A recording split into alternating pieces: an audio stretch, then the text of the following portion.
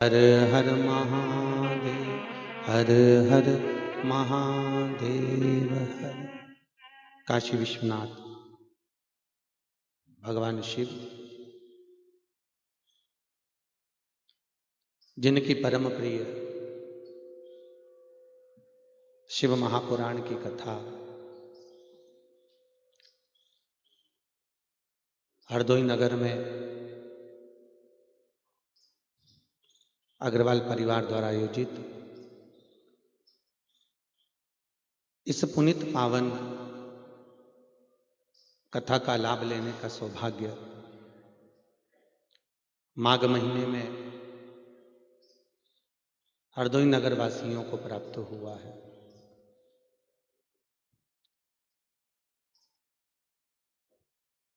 पूरी दुनिया के लोग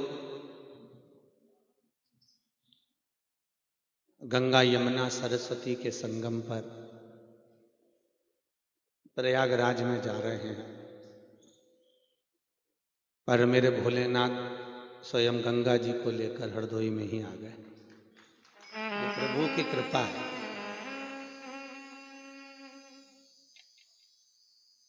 सब वहां पहुंच रहे हैं और बाबा विश्वनाथ गंगा को लेकर हरदोई आ गए।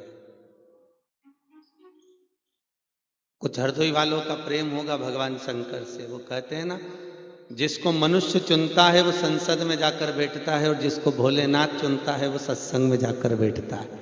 ये शिव की करुणा है।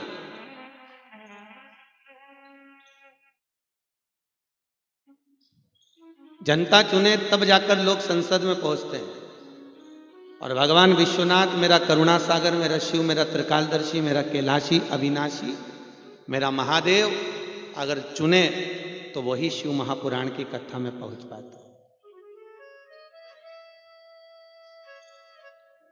हजारों हजार श्रीमद् भागवत कथा का स्मरण कर लीजिए, हजारों हजार बार राम कथा सुन लीजिए और जिंदगी में एक बार शिव महापुराण की कथा को श्रवण कर लीजिए। अपने जीवन का सबसे बड़ा फल ये शिव महापुराण की कथा है। महाराज, सारी पुराणों को निर्मित करना, सारी पुराणों को निकालना, 18 पुराण, 6 शास्त्र, जितने भी पुराण और शास्त्रों को निकाला गया वो केवल एक शिव की पुराण से ही प्रकट।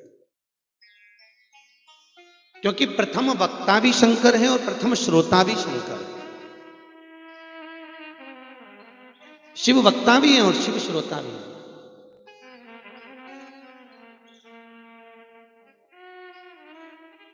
सबसे पहली रामचरितमानस की रचना किसने करी? अरे बोलो जम के। तुलसीदास। अच्छे से बोलो, ऐसे मत बैठो जैसे किसी ने मार ठोक के बिठाया तुमको। अलमस्त बैठिए। बिल्कुल कथा में जाने से पहले एकदम बढ़िया चकाचक बैठकर कथा का रसपान करना चाहिए। एकदम कोई ले जाकर बिठा दिया, जिसे बहू को ले जाकर सास बिठा दे एक जगह पर, बेचारी ऐसी कैसी मुंडा ढाकी बैठी रहे और सास के की आवाज नहीं आना चाहिए तो बेचारी चुपचाप बैठी, क्या मतलब है? तो पहली रामचरितमानस की रचना किसने करी? तुलसीदास। और कोई? वाल्मीकि। ठीक है, पर अगर शास्त्र उठाकर देखा जाए तो सबसे पहली रामचरितमानस की रचना बाबा महादेव ने करी है, शंकर, भगवान विश्वनाथ, जिसमें 100 करोड़ श्लोक थे। कितने श्लोक हैं? 100 करोड़। एक बार मनुष्य, देवता और राक्षस तीनों शंकर भगवान के पास पहुंचे और बाबा भोलेनाथ जी से कहा, भोलेनाथ विश्वनाथ करुणा सागर करुणा करिए। बाबा भोलेनाथ जी ने पूछा, हुआ क्या? महाराज, आपने इतनी सुंदर रामचरितमानस की रचना करी और उसको रख लिया अपने हृदय में, ये हमको दे दीजिए। भगवान शंकर ने कहा, तीनों मेरे दरवाजे पर आए हैं और मेरी चौखट पर आया हुआ कोई खाली ना जाए। बाबा विश्वनाथ ने कहा, ले जाओ, तुम ले जाओ। 33 करोड़ श्लोक शंकर जी ने तीनों को दे दिए। शिव जी के पास 1 करोड़ श्लोक बच गए। थोड़ी देर बाद मनुष्य, देवता, राक्षस फिर आ गए। हर हर महादेव। बाबा भोले पूछा, क्या हुआ? भोलेनाथ जी, आपने 1 करोड़ श्लोक अपने पास रख लिया, वो भी हमको दे दीजिए। शंकर जी ने कहा, ले जाओ, 33 लाख और ले जाओ। शिव जी के पास 1 लाख श्लोक बच गए। थोड़ी देर बाद मनुष्य, देवता, राक्षस फिर आ गए। भोलेनाथ भोलेनाथ। शंकर जी ने पूछा, अब क्या हुआ? बाबा, 1 लाख श्लोक आपके पास में। शंकर जी ने कहा, ले जाओ, 33 हजार और ले जाओ। शिव जी के पास 1000 श्लोक बचे। थोड़ी देर बाद मनुष्य, देवता, राक्षस फिर आ गए, भोलेनाथ करुणा करिए, क्योंकि मनुष्य का मन और मसान कभी नहीं भरा। मन में वस्तुओं की चाह बनी रहती है और मुर्दे मसान में ले जाकर जला जला कर आ जाओ, मसान तो भी खाली की खाली ही बना रहता है। तो भगवान शंकर के धाम में तीनों फिर पहुंच गए। बाबा कृपा करिए। बाबा विश्वनाथ ने कहा 1000 श्लोक लेने वाले 3 ले जाओ, 3300 और ले जाओ। शंकर जी के पास 100 श्लोक बच गए। थोड़ी देर बाद मनुष्य, देवता, राक्षस फिर आ गए, भोलेनाथ आपके पास 100 श्लोक हैं। शिव जी ने कहा 33 और ले जाओ। शंकर जी के पास मात्र कितना बचा? 1 श्लोक। अब तीनों आ गए वापिस। शिव जी से कहा भोलेनाथ आपके पास में 1 श्लोक है। शंकर भगवान ने कहा लेने वाले तुम तीनों श्लोक एक एक दूं तो दूं कैसे, पर मेरे दरवाजे से कोई खाली ना जाए। इसलिए बाबा भोलेनाथ ने देखा कि संस्कृत के अनुष्टुप छंद का श्लोक है और संस्कृत के अनुष्टुप छंद में 32 अक्षर होते हैं। इसलिए बाबा भोलेनाथ ने 10 अक्षर तीनों को बांट दिए और शिव जी के पास मात्र 2 अक्षर रह गए। थोड़ी देर बाद मनुष्य, देवता, राक्षस फिर आ गए। भोलेनाथ आपने सब कुछ हमको दिया और ये 2 अक्षर जो आपके पास में रखे हैं ये भी हमको दे दो। शंकर भगवान ने कहा पूरी रामचरितमानस तुमको दे दी, पर ये 2 अक्षर नहीं दे सकता। मत दीजिए, पर ये तो बताओ कि ये 2 अक्षर है कौन से। शंकर कहते हैं एक रा और दूसरा मा। ये राम मैंने अपने पास रखा, बाकी का सब दुनिया को। और दुनिया के लोग सुबह से उठते से ही राम दूसरे को देते हैं, काम अपने पास रखते हैं। भैया राम राम। उसने पूछा कहां जा रहा है? काम पर जा रहा हूं। राम तू धर ले, काम मेरे, राम मेरे पास नहीं। महाराज प्रथम वक्ता भी शिव हैं और प्रथम श्रोता भी शिव। दुनिया का केवल ब्रह्मलोक के देवता हैं भगवान ब्रह्मा, जो ब्रह्मलोक में निवास करते हैं। बैकुंठ के देवता हैं भगवान विष्णु, पर मृत्यु लोक का देव है, अरे बोलो तो, भोलेनाथ महादेव, पृथ्वी का देवता है। पर आजकल एक बड़ी बड़ी बात हो गई, लोग कहते हैं हम कृष्ण वाले, वो कहते हैं हम नारायण वाले, वो कहते हैं हम देवी जी को भजते हैं, वो कहते हैं हम साईं को भजते हैं, वो कहते हैं हम राम को भजते हैं, वो कहते हैं हम कृष्ण को भजते हैं, हम शंकर के मंदिर नहीं जाते, हम भोलेनाथ के मंदिर नहीं जाते। शंकर भगवान के भले मता, मुझे कौन सा फर्क पड़ता है तुम्हारे आने और नहीं आने से। सबसे बेफिक्र देवता एक ही है, बाबा विष्णु। बहुत अलमस्त बैठा रहता है।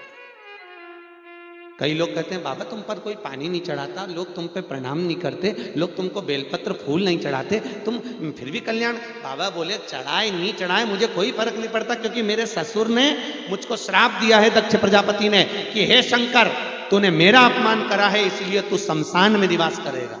शंकर भगवान कहते हैं जीते जी मेरा भजन नहीं करेगा, मर के तो मेरे पास ही आएगा।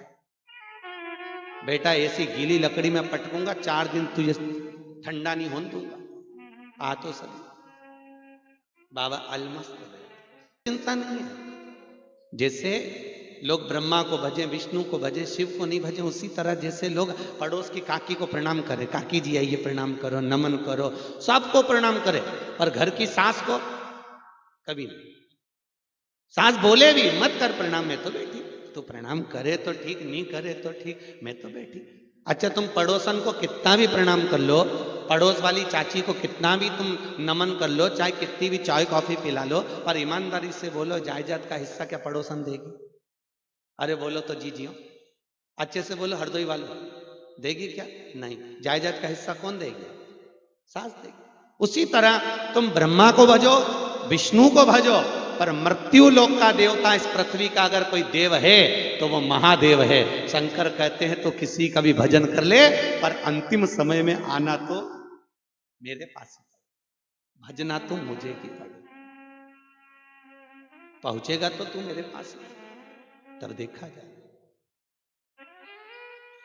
शंकर दयालु कृपालु,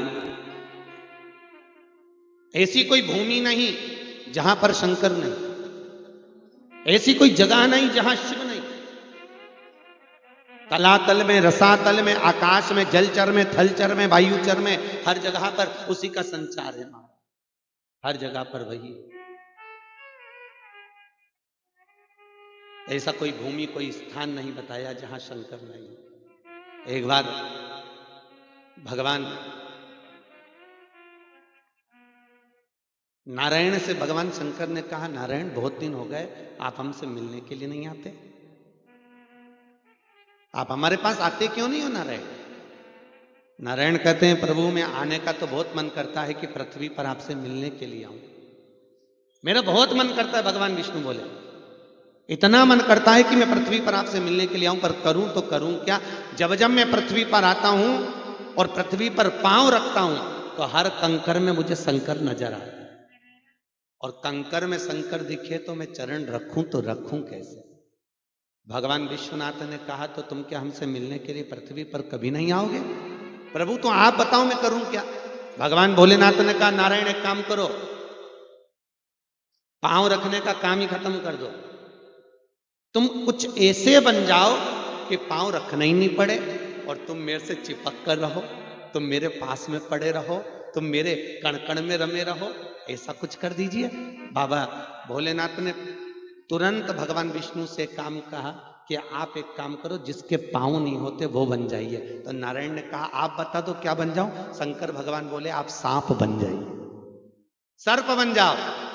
आज भी शंकर के गले में एक सांप पड़ा रहता है, 10 सांप नहीं रहते, 2 सांप नहीं रहता, शिव के गले में मात्र एक सर्प, केवल एक, और वो सर्प स्वयं भगवान विष्णु है, जो पांव ना रखना पड़े इसलिए भगवान शंकर के लिए भगवान नारायण सर्प बनकर उनके गले में पड़ जाते हैं महाराज, उनके गले में रहते हैं। महाराज काल को भी अगर कोई जीतने वाला है तो एक है, वो मेरा महाकाल। अकाल मृत्यु वो मरे जो काम करे चंडाल का, काल उसका क्या बिगाड़े जो भक्त हो महाकाल का। शंकर का जो भगत है उसका बाल बाका नहीं हो सकता, क्योंकि दुनिया के लोगों को मालूम है, अगर किसी व्यक्ति का एक्सीडेंट होता है, किसी व्यक्ति को अगर अटैक आता है, शुगर बढ़ती है, कोई आईसीयू में पड़ा रहता है, कोई वेंटिलेटर पर पड़ा रहता है, तो पंडित कभी नहीं कहते कि तुम गोपाल से नाम का पाठ करवा, पंडित कभी नहीं कहते कि तुम श्री सूक्त का पाठ करवा, पंडित कभी नहीं कह सकते कि तुम भगवान नारायण का जप करवाओ। पंडित एक ही बात कहेंगे कि अगर करवाना है तो महामृत्युंजय का जाप करवाओ, क्योंकि उनको भी मालूम है कि मृत्यु लोक का देव महादेव है। इसलिए अगर यमराज भी पृथ्वी पर आएगा तो पहले शंकर से पूछना पड़ेगा किसको उठा कर ले जाऊं, तब शंकर यदि आज्ञा देंगे तो वो उठा सकता है, नहीं तो उसकी हिम्मत नहीं कि वो यमराज मृत्यु लोक के जीव को भी उठा कर ले।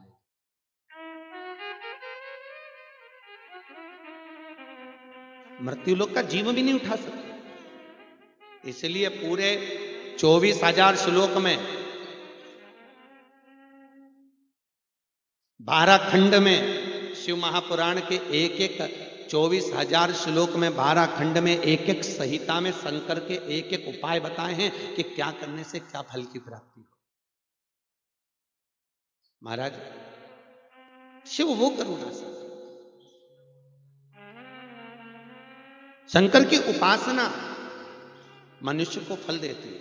भगवान ब्रह्मा उतना देते हैं जितना आपके भाग्य में लिखा होता है, भगवान नारायण उतना देंगे जितनी आपकी किस्मत में लिखा होगा, और भगवान महादेव बिना सोचे समझे बस आ गया और उसने देख लिया कि मेरे यहां आया है, दे दिया। जिस कुबेर की तुम दीपावली पे पूजन करते हो ना आप लोग, कुबेर जी महाराज, कुबेर जी महाराज, ये कुबेर कौन है? असली कुबेर सिंहासन पर बैठा था और एक चोर शंकर जी के मंदिर में चोरी करने गया। शिवरात्रि का दिन था, ध्यान नहीं दे पाया, ऊपर चोरी का सामान दिख रहा था तो उजाला नहीं था।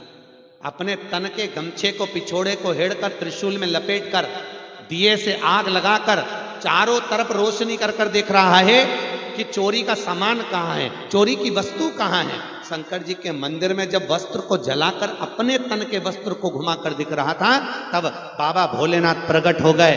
अरे मांग तुझे क्या चाहिए? वो कहता है प्रभु मैं चोर हूं, मुझे चाहिए कुछ नहीं, मैं तो चोरी का सामान दिख रहा था। शंकर भगवान बोले आज शिवरात्रि के दिन तूने मेरे मंदिर में प्रकाश करा है, उजाला करा है, जा मैं तुझे कुबेर के सिंहासन पर बिठा देता हूं। कुबेर को कुर्सी से नीचे उतार दिया और चोटे को कुबेर बना दिया, चोर को कुबेर बना दिया। और आज जो सिंहासन पर हम जिस कुबेर की पूजन करते हैं वहां चोटता है, चोर है। फिर भी उसकी पूजन हो रही है। क्यों? क्योंकि शंकर ने बिठाया। और शिव बिना सोचे समझे भस्मासुर आया, प्रभु दे दीजिए वर। क्या दूं? जिस पे हाथ रखूं वही भस्म। उसने कहा प्रैक्टिकली यही कर लो, भगवान महादेव पर ही हाथ रखना चाहिए। खुद के लिए मकान बनवाया था। ये जिस लंका में लंकाधिपति रावण रहता है, ये किसका था? बाबा भोलेनाथ का। पार्वती जी ने एक बार, माता पार्वती लक्ष्मी जी के यहाँ घूमने गई और लक्ष्मी जी के यहाँ गई तो लक्ष्मी जी ने हाथ पकड़ के पार्वती को कहा, पार्वती देख, ये पर्णकोटे देख, सोने का मंडप देख, सोने के कलश देख, देख पार्वती, सोने के मंडप, सोने के कलश, सोने के पर्णकोटे देख। पार्वती ने कहा मुझे क्या करना, मेरा पति तो भस्मी रमाकर जटा जूट बांधकर बैठा रहता है, मुझे क्या तेरा सोना और चांदी से, मुझे कोई मतलब नहीं। देख तो पार्वती। पार्वती ने देखा, इतने में लक्ष्मी जी ने कहा, लक्ष्मी तेरी भी जिंदगी बहुत बेकार है। ऐसी कैलाश पर रहती है, गुफा में रहती है, कुछ खाने का ना पीने का, और तेरा पति 24 घंटे धुनी तपने में रमा रहता है, ना तो तुझे देखे ना भाई। पार्वती ने कहा, देख लक्ष्मी, तू मेरी बुराई कर ले चल जाएगा, पर मेरे पति की बुराई नहीं सुन सकती।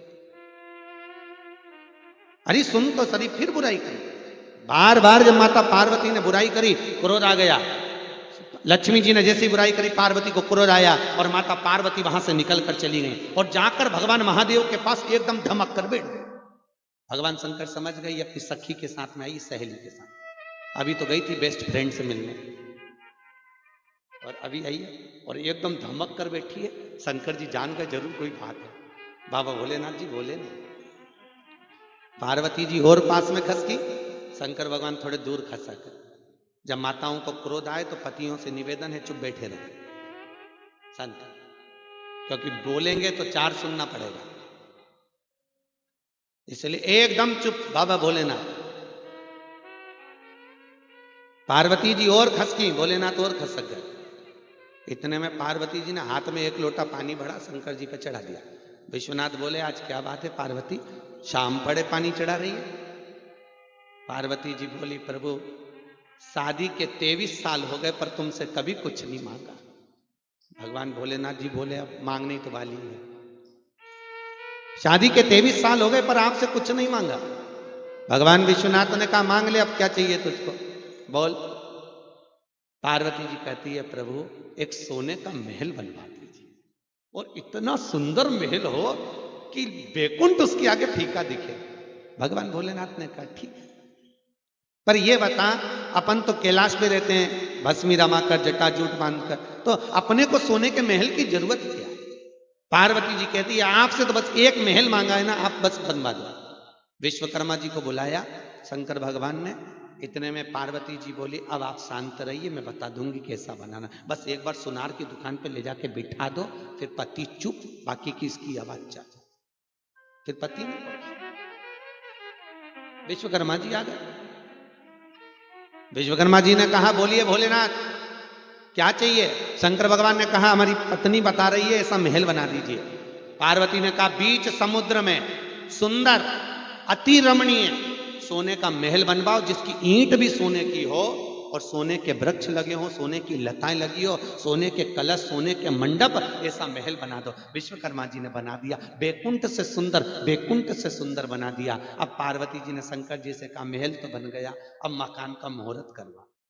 शंकर भगवान बोले, मैं तो खुद वास्तु का देवता, सारी दुनिया के लोग वास्तु पूजन कराते हैं तो मुझे ही बुलाते हैं, मैं अंदर जाऊंगा गृह प्रवेश हो जाएगा, फिर अलग से गृह प्रवेश की जरूरत क्या? पार्वती जी बोली, नहीं नहीं, ऐसे कोई गृह प्रवेश होता है? सबको बुलाओ और गृह प्रवेश करवाओ।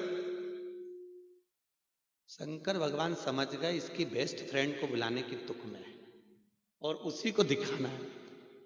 आप सबको बुलाइए और वास्तु पूजन कराइए। शंकर भगवान ने कहा, ठीक है, बुलाया। पार्वती जी ने पत्र लिखा और भगवान नारायण के लिखा सपरिवार। तो शंकर जी पीछे से बोले, इनके यहां सपरिवार लिखने की जरूरत क्या है, क्योंकि भगवान विष्णु को तो श्राप लगा है कि तुम्हारे घर औलाद नहीं होगी।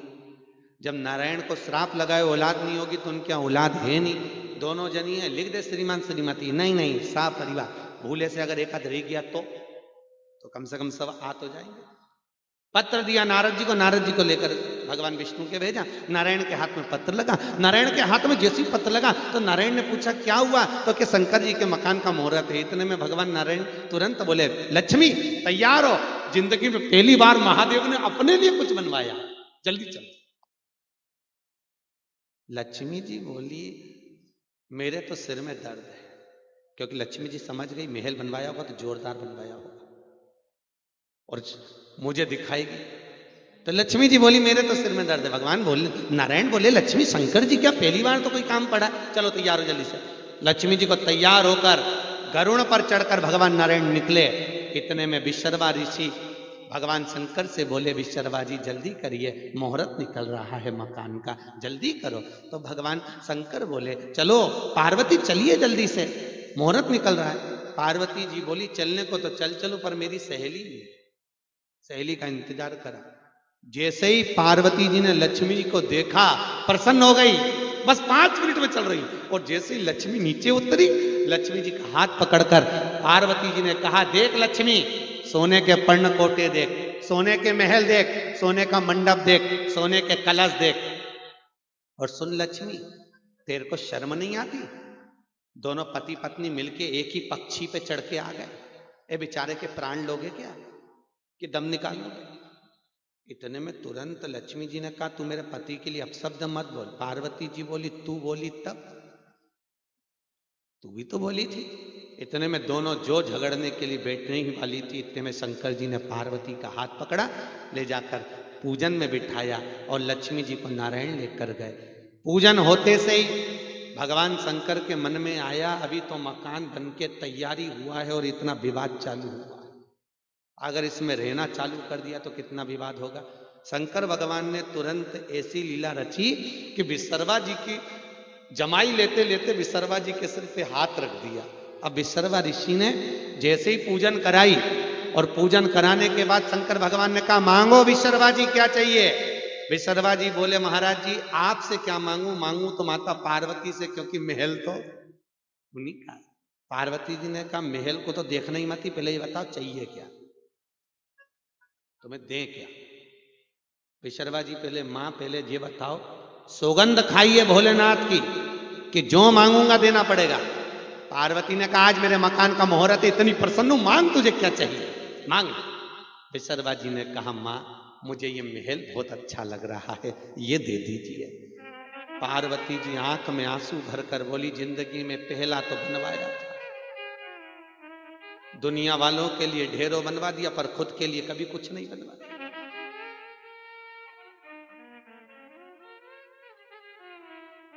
अच्छा बड़ी आफत होती, कोई प्रतिष्ठित व्यक्ति हो और कहीं घूमने के लिए गया अपनी धर्म पत्नी के साथ, और उसमें भी 50 फोन आ जाए तब धर्म पत्नी का मुंह तबेला जैसा हो जाता, फंसी।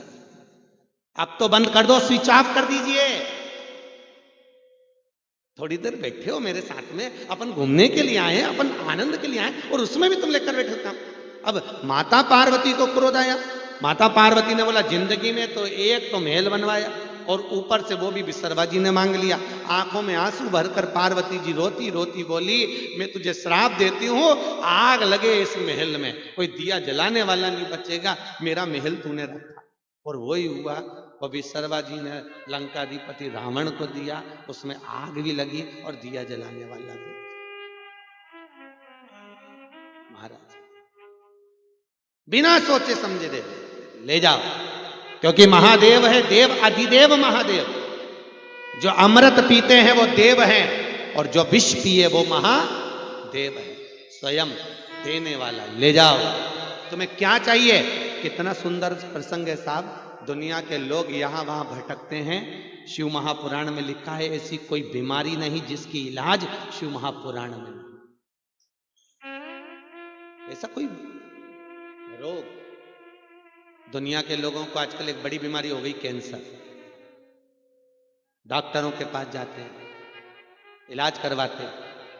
कैंसर तक का रोग शिव महापुराण में लिख दिया वेद व्यास जी ने कि जहां शंकर और सती का मंगल विवाह हुआ है, शिव और सती की जहां पर भांवर डली, त्रिजुगी नारायण, आज भी वो स्थान है पृथ्वी पर।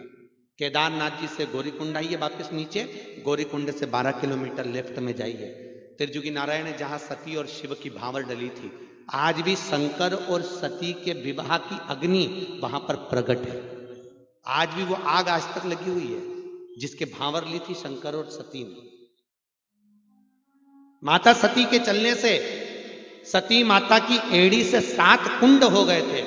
उन 7 कुंड का पानी एक बोतल में भर के लियाओ, कैंसर के मरीज को 15-20 दिन तक पिलाओ, कैंसर के रोग की बीमारी ठीक होना चालू हो जाती है। आज भी नियम है, आज भी।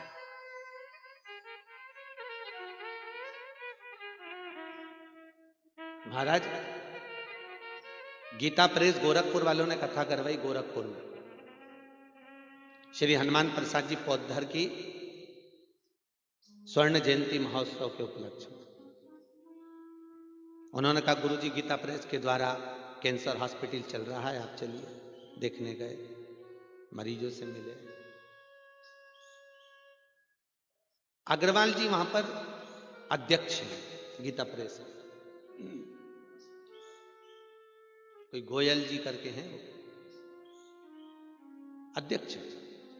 हमने कहा गोयल जी ये कैंसर हॉस्पिटल में आप इलाज कर रहे हो, दवाइयां दे रहे हो, सब ठीक है, पर शिव महापुराण में सती की जहां पर विवाह हुआ था, त्रिजुगी नारायण का महत्व है, अपन थोड़ा जल औषधि के रूप में प्रातः के समय पर इन मरीजों को भी दे। कभी आप लोग गोरखपुर जावे कैंसर हॉस्पिटल में, पता करना उस दिन से लेकर आज तक शिव महापुराण की कथा से जो क्रम चालू हुआ, थोड़ा जल देते देते आज कैंसर के मरीज सबसे ज्यादा अगर ठीक हो रहे हैं तो जितने मुंबई में नहीं उतने गोरखपुर में हो रहे हैं। क्यों? क्योंकि उस त्रिजुगी नारायण का जल प्रदान किया जाए। दुनिया में ऐसा कौन सा कार्य है जो शंकर ने नहीं करा होगा? 33 कोटि देवताओं में सारे देवता अगर किसी का ध्यान धरते हैं तो वो महादेव का धरते हैं, भगवान शिव। भगवान कृष्ण की 16,108 रानियां थी। हमारे बीच में अग्रवाल जी विराजे हैं, मथुरा वाले, हमारे अग्रवाल जी के बीआई जी साहब। भगवान कृष्ण की 16,108 रानियां, 16,108 रानियां होने पर भी भगवान कृष्ण की औलाद नहीं हुई, संतान नहीं थी। और जब संतान नहीं हुई तब भगवान कृष्ण ने द्वारका में गर्गाचार्य बाबा को बुलाया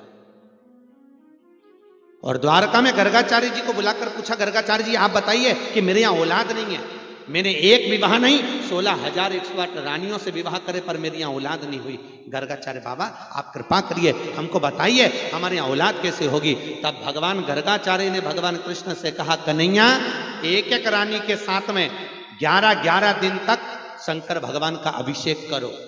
एक एक रानी के साथ में गर्गाचार्य बाबा के कहने पर भगवान कृष्ण ने एक एक रानी के साथ 11-11 दिन तक अभिषेक करा।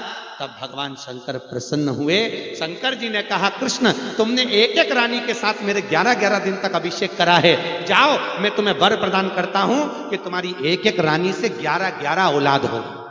कितनी कितनी संतान? 11-11, एक भी नहीं थी, 1,77,086 भगवान कृष्ण के बच्चे हुए शंकर जी की कृपा से। कितने? जम के बोलो जरा। 1,77,086 भगवान कृष्ण के बच्चे हुए। एक एक रानी से 11-11, 10 लड़के 1 लड़की, इतने बच्चे किसकी कृपा से हुए? अरे जम के तो बोलो, महादेव। इतना कृपालु, इतना दयालु, इसलिए हर हर महा। अच्छा जम के बोलो दोनों हाथ उठा के। देव, जब हाथ अपन ऊपर करते हैं देव तो वो देखता है। और याद रखना भगवान विष्णु को तो धीरे से भी जय बोल देंगे, सत्यनारायण भगवान की जय, लक्ष्मी नारायण भगवान की जय, धर्म की जय हो, अधर्म का नाश हो, प्राणियों में सद्भावना, विश्व का कल्याण हो। पर शंकर जी के लिए जम के जय बोलना पड़ता। क्यों? क्योंकि सारे देवताओं तो नीचे आराम से बैठते हैं, ये सबसे ज्यादा ऊपर बैठता है। जो ऊंचा बैठता है वो ऊंचा सुनता है। वो ज्यादा ऊपर बैठा है ना, तो कोई पानी की टंकी पे चढ़ा और तुम धीरे से बोलो अरे ओ लल्लू, कोई नीचे उतरेगा? जम के बोलना ए लल्लुआ, तब वो नीचे उतरेगा, तब नीचे उतरेगा। तो बोलो जम के हर हर। अभी आवाज नहीं आई। दीन बंधु दयालु दया कीजिए। जो दोनों हाथ उठा के जम के महादेव नहीं बोले उसे उठा लीजिए, बोलो हर हर। अब कितने बढ़िया बोले, मतलब पक्का हो गया, अभी जाना नहीं चाहते।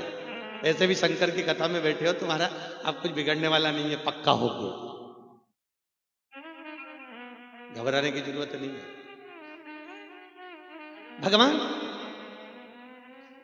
भूत भावन भूतेश्वर, ऐसा कोई स्थान नहीं जहां पर शिव नहीं, शंकर नहीं, जहां पर करुणा सागर भोलेनाथ नहीं, सर्वस्व। महाराज अगर तिरुपति में नारायण भगवान आकर बैठे तो पूछा भोलेनाथ मुझे तप करना है, कहां बैठूं? तो के तिरुमाला में बैठा। लोग परेशान